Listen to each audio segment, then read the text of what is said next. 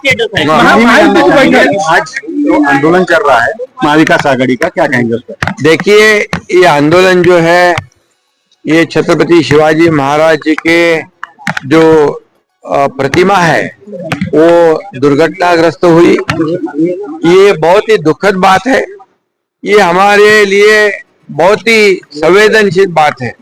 तमाम महाराष्ट्र के शिव भक्त जो है उनके लिए ये बहुत ही भावनिक मुद्दा है।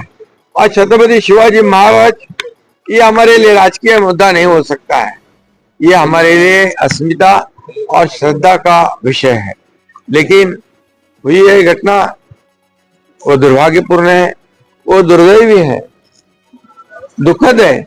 लेकिन उसकी राजनीति करना उससे ज्यादा दुखद है, दुर्दैवी है। वो आज विपक्ष कर रहे हैं। मैंने अभी वीडियो दिखाया है, ये कर्नाटक का वीडियो है। उसमें छत्रपति शिवाजी महाराज जी का प्रतिमा को तोड़ने के लिए दो जेसीबी लाए गए और वो स्टैचू उखाड़ दिया। अब ये कौन सा है? अब उनको इन्होंने जोड़ा मारना चाहिए, उनको चप्पल से मारना चाहिए। और वो छोड़कर यहाँ पर आज जो कर रहे हैं, ये जनता महाराष्ट्र की बहुत ही शुद्ध है, समझदार है। आने वाले इनके पास कोई मुद्दा नहीं है। अभी इनके पैरों तले जमीन खिसक गई है, उनको हार उनकी नजर आ रही है। और इसलिए नजदीक बहुत ही घोड़ा मैदान नजदीक है और आने वाले इस चुनाव में हमारे महाराष्ट्र की जनता इनको जोड़े से मारेगी, इतना मैं कहता हूँ। ये भी मैं कहूंगा, मुख्यमंत्री लाडली बहन योजना के लिए कोर्ट में चले गए अनिल क्या लड़पड़े अनिल वड़पल्लीवार, कांग्रेस का आदमी है। अरे एक बार मुंबई हाईकोर्ट गए, मुंबई हाईकोर्ट ने इनको भगा दिया, फटकारा। अभी नागपुर हाईकोर्ट में गए। ये क्या है? ये गरीब मेरी बहन, उनको हम 1,500 महीना दे रहे हैं, 18,000 सालाना दे रहे हैं, तो आपके पेट में क्यों दर्द हो रहा है? और उसको भी कोर्ट में जाकर इसको रोकने के लिए उन्होंने कोशिश की है। और इससे उनसे मानसिकता जो समझ में आ रही है कि मुख्यमंत्री लाडली बहन योजना सुपर हिट हुई है और इसलिए डर गए हैं वो, इसलिए ऐसे हथकंडे इस्तेमाल कर रहे हैं। मैं इतना ही कहूंगा, छत्रपति शिवाजी महाराज जी का राजकारण के लिए इस्तेमाल नहीं होना चाहिए। वो हमारे देवता है, वो हमारे महाराष्ट्र के आराध्य देवत है।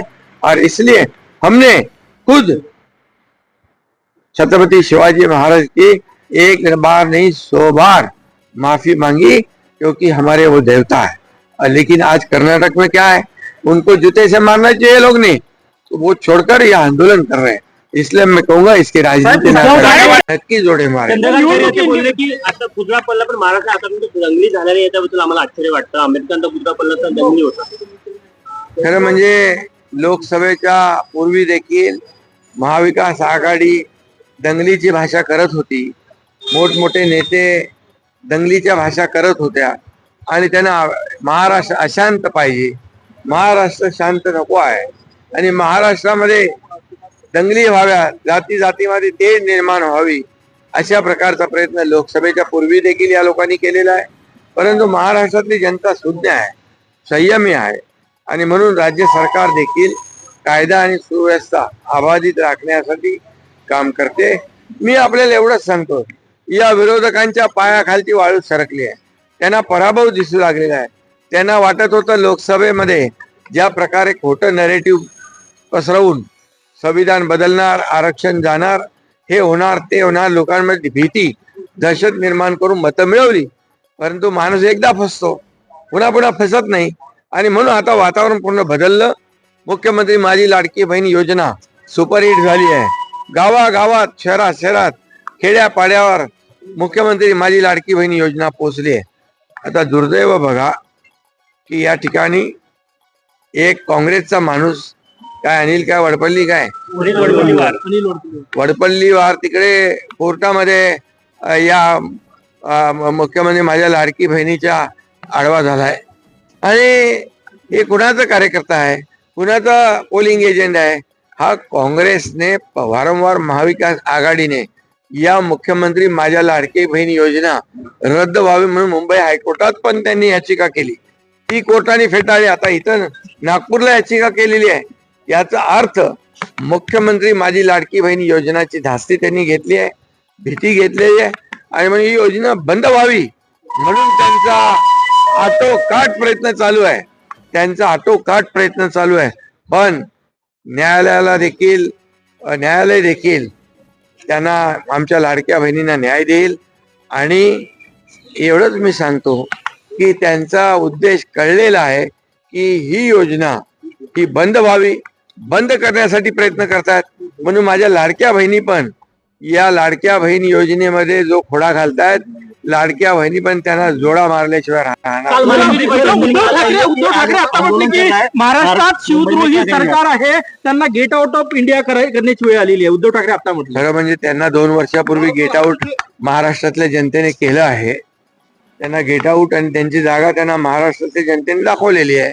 त्यामुळे या ठिकाणी छत्रपती शिवाजी महाराजांचं नाव घ्यायचं आणि काम अफजल खानी आणि औरंगजेबी करायचं, हे त्यांनी जे केलं आतापर्यंत.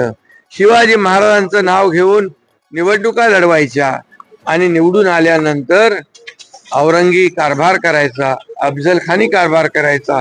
आज मला सांगा की महाविकास आघाडी सरकारमध्ये लेकी बाळी सुना सुरक्षित होत्या का? ते नवनीत राणाला जेलमध्ये टाकलं, कंगना रनावतचं घर तोडलं, ते मलिष्काचं तिला जेलमध्ये टाकण्याचा प्रयत्न केला. किती महिलांवर अन्याय केला महाविकास आघाडी सरकारमध्ये. आणि म्हणून शिवाजी महाराजांचं नाव घेण्याचा यांना किती अधिकार पोचतो मला माहित नाही, परंतु छत्रपती शिवाजी महाराजांच्या नावाने राजकारण करू नये एवढीच माझी विनंती आहे.